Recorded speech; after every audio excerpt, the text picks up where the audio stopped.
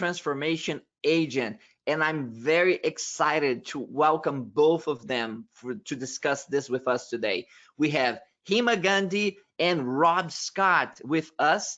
And Hema and Rob, thank you for being with us. For the audience, Hema is the CEO of Leighton Bridge, a global intelligent automation company. She's a global executive who has worked and lived in 3 continents and brings a wealth of experience in building and delivering business value to clients through technologies like AI, RPA, and intelligent automation. She has been recognized in the Women in FinTech Power List, and her philanthropic efforts are focused on educating young girls in India, in rural India.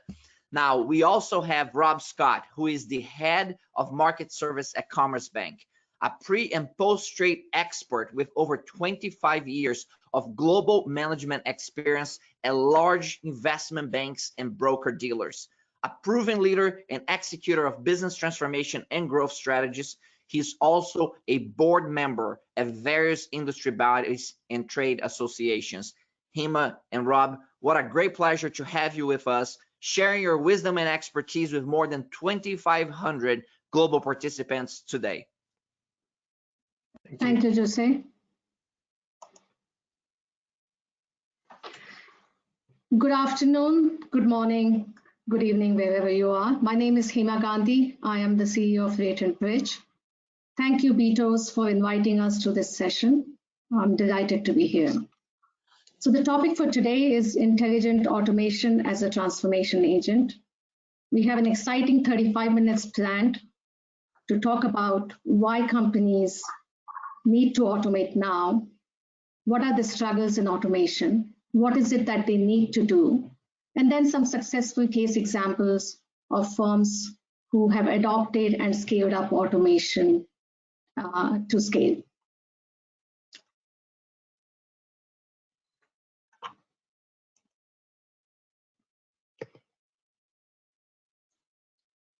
So why automate now? Why is automation a key ingredient of digital transformation and change? All of us would agree that if we need any convincing, COVID-19 pandemic has exposed just how many areas of businesses could have remained online if they had been able to switch to automatic.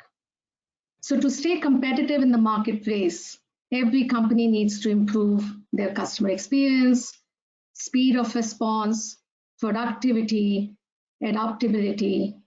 And the companies who do not adopt automation at scale, they progressively become uncompetitive and they struggle to grow. And hence the need to jump to the new S-curve. I would just like to quickly bring out the EIU survey that was done sometime year before, which highlighted why companies automate. Nothing of this should surprise any of you. The key highlight here is that automation improves competitive advantage. And the reasons why companies automate are, I'm sure, pretty well known to us. But then why do most companies struggle to automate? We have looked at a bunch of reasons at talking to various firms. So there is an automation anxiety around which is the right process to automate. Am I using the right tool for automation? There's sometimes a rush to automate tasks versus looking at the right process and transforming that process. There's obviously an unstructured data element to be looked into and the nuances around that. Sometimes organizations want to just automate without changing the underlying systems and transforming the process. And there is indeed a resource crunch. So because they need to hire the automation experts, be it internal or external. And then sometimes automation stops working because there are underlying systems which go through a change, and hence your automation comes to a halt. So there are a whole lot of reasons why companies are struggling to scale up their automation. I would actually want to ask a poll here, Jose, if you would ask the audience what stage of the automation curve are they? Very well, Hema. So for the audience right now, I'm going to launch a poll here, and please go ahead and vote on this poll. The first question, there will be 3 polls that will follow here, so stay ready with for your vote. The first one is, what stage of the automation maturity you're currently in? So I'm launching that in right now, and if you can please take your vote here. At what stage are you in your organization on the automation maturity curve? Is this legacy? Are you curious, tactical, strategic, or automation 4.0? Again, as Hema mentioned in her graph, you're going from left to right here, from top to bottom. As you go lower, you're more advanced, if you will. So please go ahead, take your votes right now. I'm going to give you a few seconds here to vote. So what stage are you on your automation maturity curve? Legacy? Are you curious, tactical, strategic, or you're automation 4.0? So let's get a good feel here for what the audience is at in terms of maturity. So go ahead and vote. And I am going to be closing the vote on that. So last few seconds here, and let's share the results of that. And here's what we have, and I'll read those results for everybody. We have a legacy 5%, curious 29%, tactical 33%, strategic 19%, and automation 4.0 14%. It's a pretty even distribution, Hema. It seems that most are on the tactical level, which is 33%, 29% curious, 19% strategic, 14% at automation 4.0. Do you have any comments on that, Hema? So not surprising at all, although I must say automation 4.0, and I must clarify what it means, is that every process within the organization is viewed from automation lens. I know that the numbers for industry-wide were around 8 to 12%, so it's good to hear that it's slightly higher than that. Very well. I'm moving on to the second question now, which is, what are the inhibitors in scaling up automation? So what are the inhibitors to scaling up automation in your organizations? Is it, number one, large capital outlay is required, ambiguous goals and methodology, a lack of leadership buy-in, incorrect process selection, unclear ROI and measurement? Please go ahead and take your vote right now on what are the inhibitors to scaling up automation. Please select one out of this 5 options. I know you probably have a combination of factors in your organization. Just pick the one that's most critical in your opinion. What are the inhibitors to scaling up automation in your organization right now? So take your votes. I see several votes coming in. This is good. I'm going to give you a few more seconds here to make a decision. What are the inhibitors of scaling up automation in your organizations? So about half of you have already voted. I'll give you a few more seconds here to let everybody else catch up. So take your votes, pick one, and I'm gonna be closing it right now and sharing the results with everyone. So let's see what we got here. So what we have is that the large capital outlays at 15%, ambiguous goals and methodologies 27%, lack of leadership buy-in 23%, incorrect process selection only 8%, and unclear ROI and measurement at 27%. So it seems, Hema, that the goals and methodology, along with unclear ROI measurement, that's 27% each, followed closely by a lack of leadership buy-in. What are your perspectives on that? Yeah, I mean, I think the unclear ROI is a big one, and that's something which is pretty critical for taking on organization-wide. And Rob will probably share his experience later on as well. But from our standpoint, we do recommend a more centralized approach, a leadership buy-in, as well as the employee buy-in as well. So certainly those are the inhibitors which kind of prevent from the scaling up of automation. Very well. I will now move on to our third and final poll question. what is the most important driver for automation in your organization? So I'm launching that right now. What is it? Is it what is the most important driver for automation? Cost, efficiency, customer experience, consistency, and accuracy? What drives automation, and what's most important for as a driver for your organization? Again, take your vote. Is it cost, efficiency, customer experience, consistency, and accuracy? I understand you probably have a combination of these factors, but if you're gonna pick the most important driver, which one is the main driver in your organization? Cost, efficiency, customer experience, consistency, and accuracy. What is driving automation? Or maybe if you're not embarking on that journey just yet, you believe that should be the driver for automation in your organization. You all are getting very good at this voting. I see 50% of the voting already took place very quickly. So your fingers are moving fast. Well done, and you're making the decisions for your context. And I'm gonna give you 5 more seconds here. Take the vote, and I will wrap up this. Wrap up the poll. Very well. So I'm closing it right now. Last vote just came in, and I'm closing it. And I'll share the results with everyone.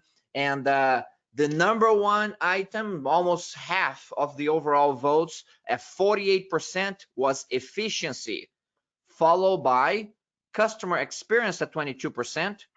Efficiency had 48%, customer experience 22%, and costs and consistency and accuracy at the same level at 15%. So how does that compare to other groups you have been polling, Hema? So this is very interesting, Jose. It is probably aligned exactly with what I was going to cover in the next slide based on our observation of having talked to a few firms. So thank you for that. This is very interesting. Thank you very much. And now back to your presentation. Great, thanks, Jose. So what is it that enterprises expect from their automation program? So we just heard from you all, so I don't probably need to cover it at length. But we have kind of bucketed this into 3 different pillars. One is the cost and sustained ROI. The second one being scale and simplicity, and the third being data and compliance. We actually surveyed over 100 firms and 100 clients that we have been talking to, looking to adopt and scale their automation program. I've just listed out 4 such examples at the bottom here. And as I mentioned, the kind of split that you've talked about is very much aligned with what we saw from our survey in our discussion. The first one is the portfolio of a PE firm looking to automate because of surge in their transaction, looking to automate multiple processes which require multiple tools. The second one is because of flexibility. They just want to have more flexibility around the volumes that they go through. The third example is where the firm is looking to automate for revenue generation. And then the fourth one here is looking to do away with their legacy systems and move on to cloud. So looking at all of these challenges and why firms have a strong desire to automate, yet they get caught up in the curious or tactical stage, is precisely the reason why Latent Bridge was set up to address those pain points. So we developed a platform, Albai, which is a convergence of all of the automation tools from RPA to OCR, machine learning, and data visualization, all integrated onto cloud. The platform actually provides enterprises that flexibility to run when and how they want to run their automation. And most importantly, it provides the real-time insights on the business-focused dashboard that the clients would like to have. The platform is pay-as-you-go basis, which precisely means that you pay for what you consume or you pay per transaction. Doesn't matter what tools and technologies it requires. I think as an enterprise, you get the automation output, but the tool selection is left to the platform, and it gives that tools navigation there. It's a fully managed platform and of course secured secured from the industry standards perspective. And the best part here is that it has a fully automated process assessment tool. The process assessment tool gives the complexity score, it gives the stability score, and the intended return on investment. I must highlight that we actually do strongly believe that identifying the right process is very critical for automation success. We can talk about how do we select those processes, but it's predominantly focused on the complexity of the underlying systems, the volume, and of course the data quality as well. The last pillar of the automation challenge that we talked about is around inability to scale up automation quickly, right? And so for that, LatenBridge has developed certain ready solutions. We did work for our clients, and wherever we felt that there was merit in developing that as a product, we have developed that as a product so that it can be deployed to multiple clients. The first example here is a securities settlements pre-matching, which the banks are mandated to match the failed trades by a due date. This is a product that can be deployed to multiple investment banks. It allows 100% automation coverage to taking over work from your operational staff, and has brought in 85% reduction in turnaround time. And it's obviously applicable across 40 markets and multiple asset classes. The second example here is a solution done for a manufacturing firm. Very interesting example where there were multiple varying templates of procurement orders, invoices, product codes, unstructured data elements, and obviously it was taking a lot of time-consuming errors, prone to errors sort of process. And there we automated that, reducing the time and effort and managing the complexity of it, and obviously increasing the productivity as well. So 100% accuracy as well as 83% reduction in cycle time. And this is available as a product, can be deployed across multiple industries in procure-to-pay scenario. And the last but not least is the Wealthtech platform, developed as a connected advisory platform. It automates the front-to-back process. It enhances the advisors as well as the investors' experience for high net worth individuals. It has resulted in one wealth advisor being able to handle 5 times the volume of clients and reduce the turnaround time by 90% as well. So with that, I would like to invite Rob to share his experience, having led a very successful program at Commerce Bank. Hi, Rob. Hi. Very good to meet you all. So, Rob, you have been actually driving this whole transformation program at the bank over past several years. Tell us the recipe for success here. So the recipe for success, I think, boils down to 3 things from my perspective. One is clearly about leadership. You need, for success, a top-down approach from the board down through the organization. If you just allow products and sales units and everything else just to get involved, I think you really need a top-down leadership approach. You need to invest in culture and change. And I think that's hugely important, combined with you need to accept some external help. There are many industries where there are long-term employees, which is a fantastic thing because of the experience, but you need to also get external help who are well equipped to help you on the journey of automation. I mean, if you think about who the winners are going to be in this digitalization story, it's generally not those who have planned best, but those who have adapted to change best and most quickly. So agility, speed are really the decisive factors.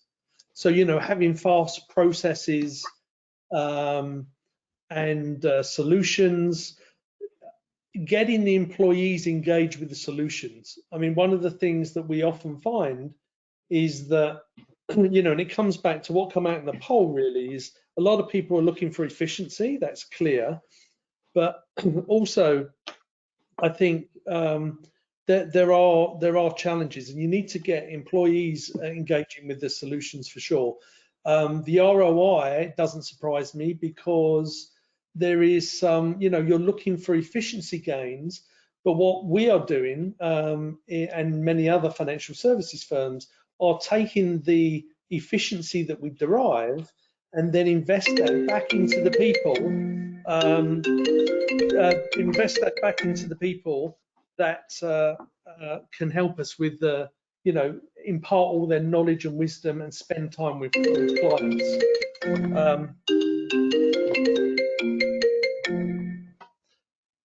And so, you know, that will all lead to growth and client satisfaction. Spending more time with your clients when you automate some of these functions are really important.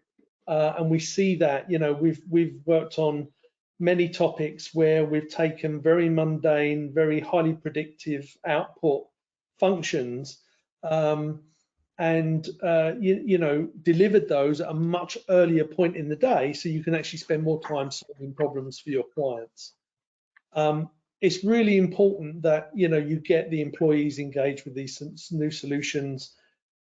It's hugely important, because you've got all the wisdom. You can have all of the great programmers and all of the data and all of the science there, but you really need to make sure that you get very good employee engagement with these solutions. And that's why, for me, you know, leadership and investing in culture is hugely important.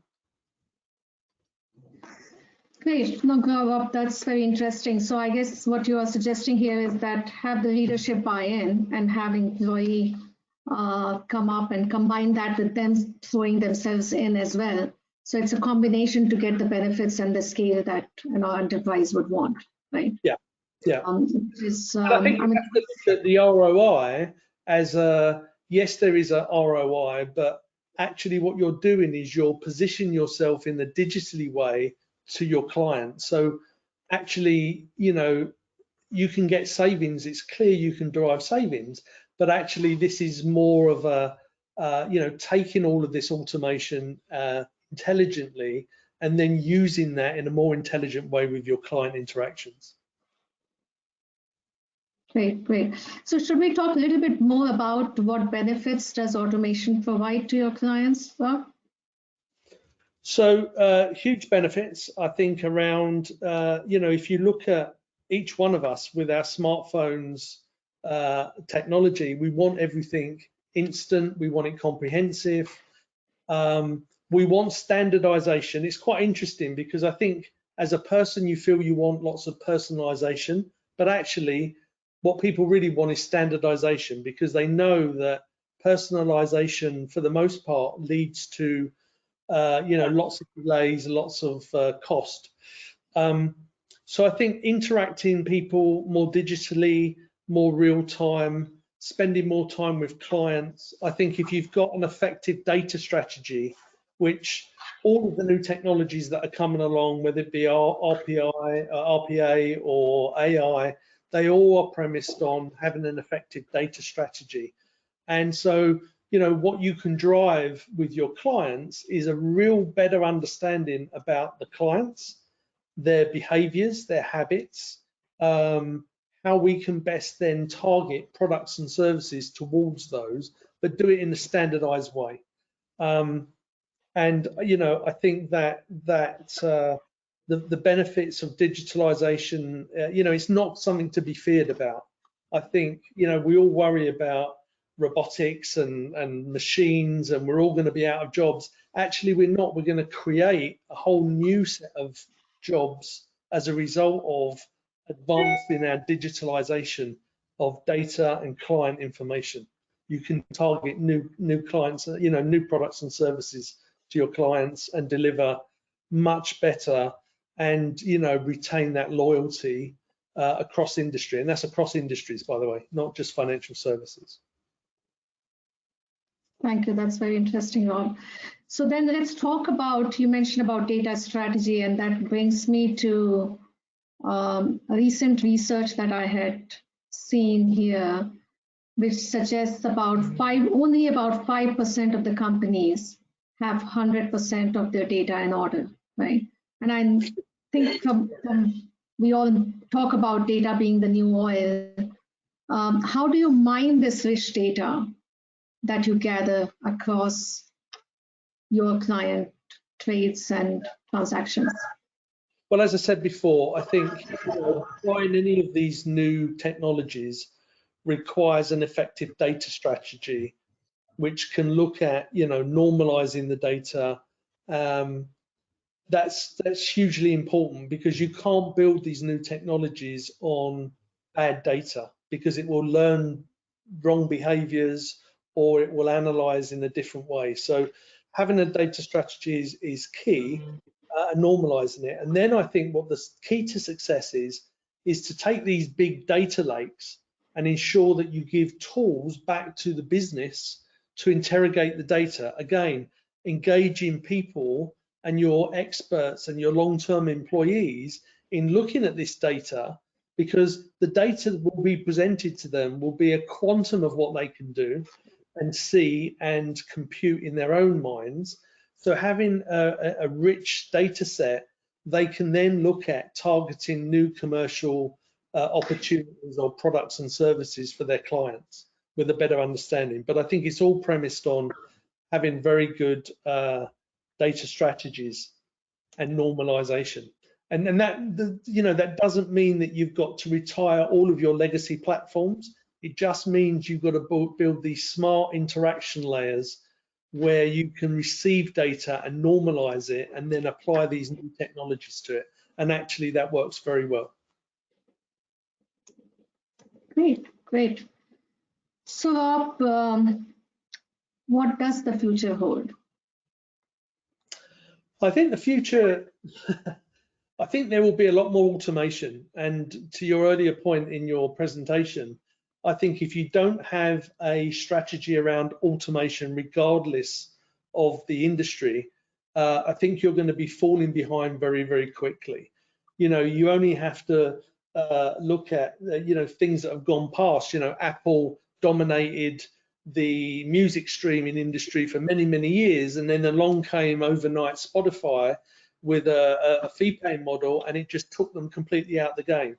Well, I would argue that if you don't have digital strategies and automation strategies that enable you to get closer to your clients, I think you will be struggling. And I also think that the need for transformation is important, and it's the topic of this this whole the whole conference is around the need for transformation, because I think what people generally do is they apply a series of incremental changes and various projects and all this planning. As I said, planning will not get you over the line. Speed and agility will, and having some good strategies around it. But I see the future good. I see the future. I don't fear the future. I don't fear that anyone should worry about it, because I think we will all be given better tools, and our quality of life in our workplaces will be much better. So I think, what can I say? Back to leadership to finalize is, love technology, empower your teams, say what, not how, be the chief storyteller, get the enthusiasm around it, because there's a lot of fear that comes with automation. But as I said, it can be quite an enabler and a freer to do more value-added work with your clients. And then invest in culture and learn to adapt. And to the last point, adapt very quickly, because whether it's a fintech, whether it's a competitor, you can be sure that there will be a lot of if you don't adapt, you will be don't be left in that Apple. I mean, Apple's the greatest example, is a great example of a company, but the streaming service, don't be there. That's what I would say. Great. No, thank you, Rob. I can't resist asking you the question that we had for the poll for the audience as well. So what stage of automation maturity is your organization in? So I think we've been following a digitalization top-down approach for the last 3 years. I think we are starting now to really get the transformation through the organization. I think we started off very incrementally, and I do think that actually now we're really starting to do transformations. I think we're recognizing where, as many organizations are, where they have proprietary value add and where there is no value add. And, that's why automation is very important, or partnerships and collaborations is very important.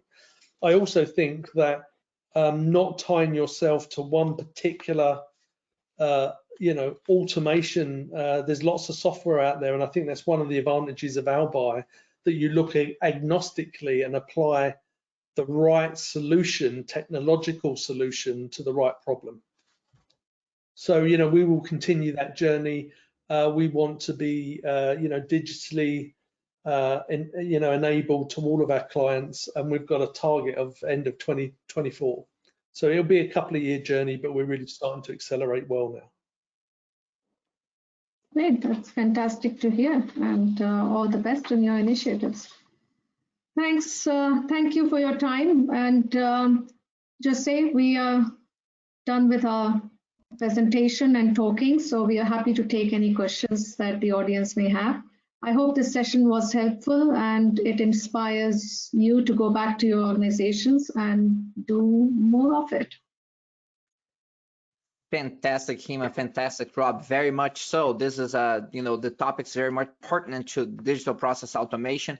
Hema, I'm going to ask you to stop showing your screen, your presentation screen, to the audience. I'm going to bring back my camera and remind the audience that you can continue to ask questions. I've seen some of them come through already. And the first one here is for you, Rob, but Hema, feel free to jump in as well. But it's with respect to how do you keep the core of businesses going while you're having potential technological disruptions happening in the business, in the core of that business. So, but of course, it's easy to get distracted also by these disruptions and lose track of your core.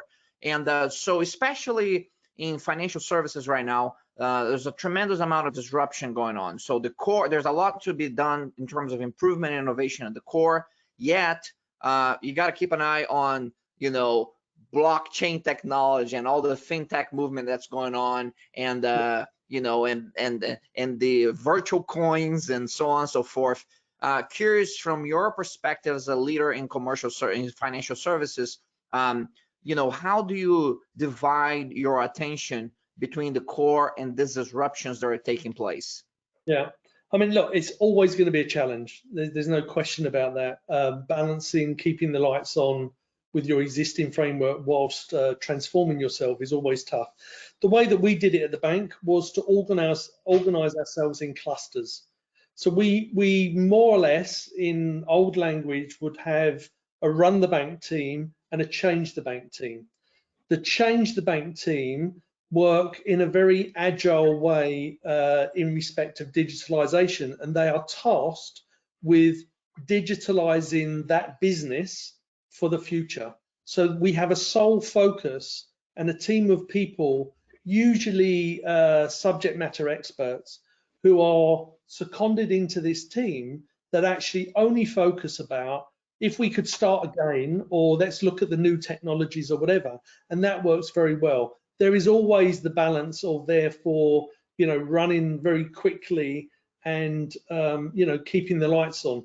But I think we maintain very healthy governance across the two, so they don't get out of kilter. But what we end up with is a super speeding through the organization, agility and change, and that will ultimately lead us to digitalization, because what those clusters work on is the future, not the past or the current.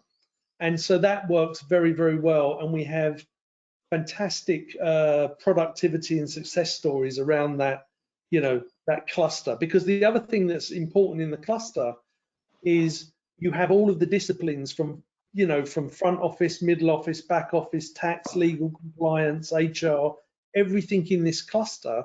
And so they are really shaping the future, whilst we've got a team looking after the current. That's very insightful, very helpful.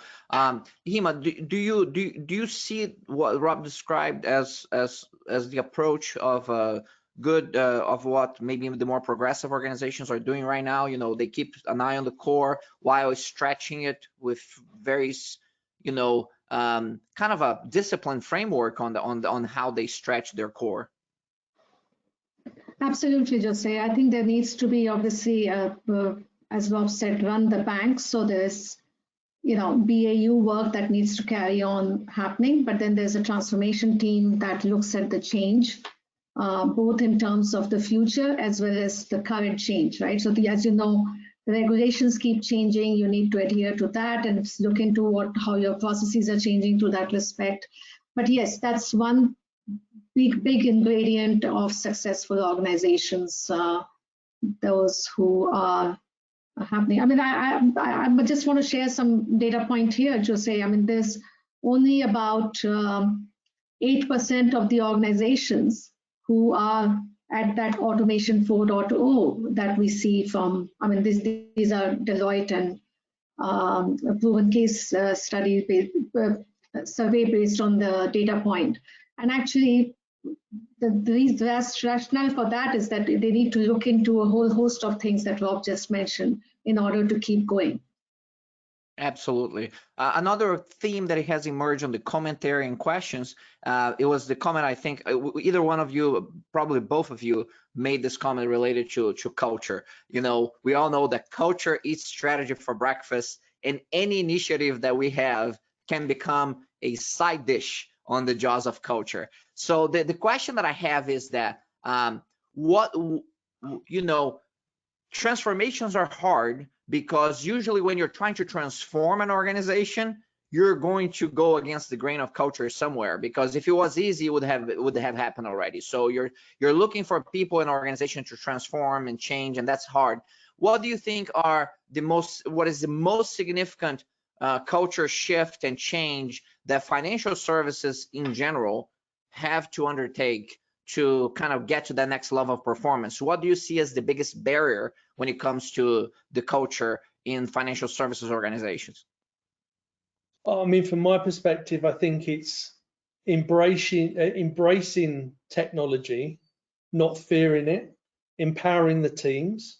I think education in the teams, getting people, don't operate a secret squirrel type of thing that's going to transform the company over here where no one's involved and they don't feel any part or connectivity to it. So I think, getting your people to embrace technology and work with it, because the technology, is the computing power and the speed and agility of and the exponential part of technology is fantastic. But actually, it's really, tech is a wonderful tool, but digitalization for the main part is a question of personal attitude, and it's the mindset and the culture. So just include your people in that. Get your really, people that would normally fear tech, get them involved in it, get them shaping it. And because I think you will end up with a much better process within your organization and a much better delivery to clients. Yeah, I agree with you, Rob. I was to say we actually recommend a centralized approach, which is the enterprise-wide center-led team that maintains and looks at the future tools, and it's the whole automation mindset that the centralized team can educate people. And so to answer your question, the biggest hurdle we find is within the culture is upskilling staff, right? Which we consider as to be a very important ingredient because people are used to a traditional way of working and living, and they need to imbibe this, which means that they need to be upskilled to be able to comprehend and appreciate that better. Excellent. Hema and Rob, thank you so much for sharing expertise. We could go on and talk about so many topics here. We appreciate your insights and practical leadership and expertise on behalf of our global community. Thanks for taking the time out of your busy schedules and sharing that wisdom with us today. Thank you very much. Thank you. Thank you for inviting us. Thank you. Ladies and gentlemen, that was Hema Gandhi and Rob Scott, leaders in financial services, automation, digital process automation, and transformation, providing real useful insights on technology, on people, on culture. As we say in the beginning of every session, it takes great leaders and smart technologies with understanding key processes, people, and the culture of our organizations to make meaningful transformations and automate meaningfully.